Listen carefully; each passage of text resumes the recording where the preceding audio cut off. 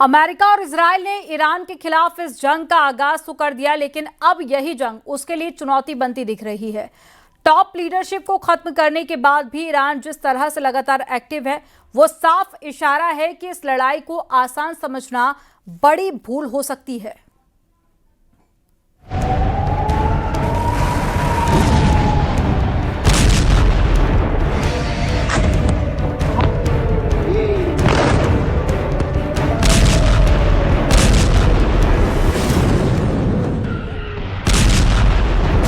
क्या ईरान पर हमला अमेरिका इजराइल पर भारी पड़ गया? क्या ईरान की ताकत भांपने में सुपर पावर से गलती हुई? चुनौतियों के चक्रव्यूह में कैसे फंस गए America Israel?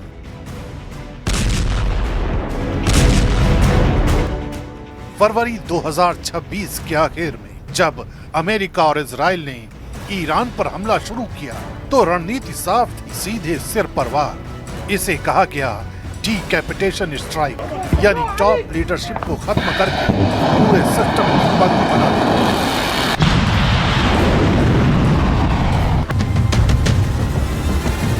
Supreme leader Ayatollah Ali Khamenei से लेकर लारी जानी तक, IRGC के बड़े कमांडर्स तक एक के बाद निशाने पर। शुरुआती हमलों में ही ईरान की कमांड चेन को बड़ा झटका।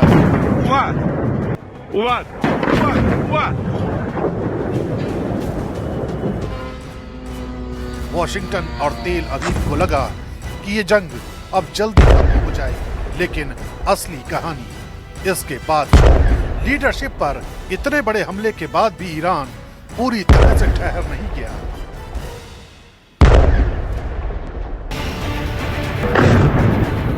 इसके ठीक उलट मार्च के पहले हफ्ते से जवाबी कार्रवाई तेज हुई। मिसाइल बैराज, एक के बाद एक ड्रोन हमले लगातार, और पहली बार सेजिल जैसी लंबी दूरी की बैलिस्टिक मिसाइल का इस्तेमाल।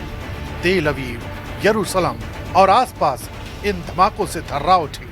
ये सिर्फ जवाब नहीं था, ये एक संदेश था कि लीडरशिप खत्म होने के बाद भी ईरान की युद्ध क्षमता जिंदा है। जंग अब सिर्फ ईरान और इजराइल तक सीमित नहीं रही। इराक, बहरीन और खाड़ी के दूसरे हिस्सों में अमेरिकी ठिकानों पर हमले शुरू हो गए। समुद्र में जहाजों को निशाना बनाया गया, बिल्कुल 1980 के दशक के टैंकर वॉर की तरह।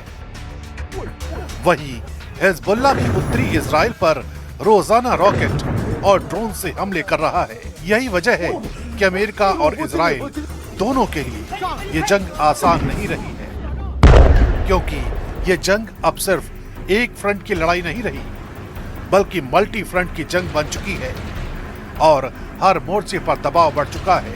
एक तरफ ईरान की मिसाइल और ड्रोन क्षमता अब भी एक्टिव है, लगातार बैराज इजराइल की एयर डिफेंस को थका रहे हैं। आयरन डोम और एरो सिस्टम पर इतना दबाव है कि इंटरसेप्टर्स तेजी से खत्म हो रहे हैं और उन्हें फिर से भरने में महीनों लग सकते हैं। दूसरी तरफ हॉर्मुज स्ट्रेट का संकट इस जंग को ग्लोबल बना चुका है। तेल की सप्लाई प्रभावित, कीमतें बढ़ी हुई हैं और दुनिया की बड़ी ताकतें खुलकर आने से हिचक रही हैं। यानी सैन्य लड़ाई के साथ साथ एक आर्थिक जंग भी शुरू हो चुकी है। एक दबाव प्रॉक्सी वॉर का भी है। लेबनान, इराक और खाड़ी में फैले ईरान समर्थित ग्रुप्स इस जंग को मल्टी फ्रंट जंग बना चुके हैं। हर दिन नए हमले, नई चुनौती।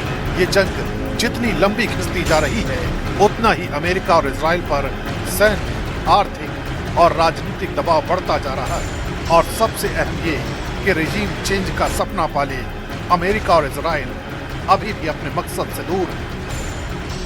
इससे साफ है ये जंग अब एक लंबी लड़ाई में बदल चुकी है, जहां जीत आसान नहीं होगी। ईरान के अपने जो है रेजिलियंस है, उसको लड़ रहा है जैसे भी लड़ रहा है। इजराइल के अपने ऑब्जेक्टिव्स हैं। पहले तो ना तो वार का ऑब्जेक्टिव क्लियर था, ना उसका एंड गेम क्लियर है।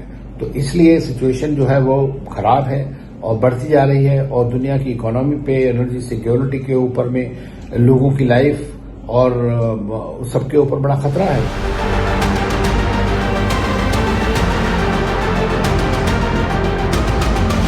नौबत ये आ चुकी है कि ये जंग अब सिर्फ सैन्य टकराव नहीं रही, बल्कि पूरे पश्चिम एशिया को अपने चपेट में ले रही है। अमेरिकी सैनिकों को नुकसान, क्षेत्रीय तनाव चरम पर और हर दिन नए एस्केलेशन का खतरा।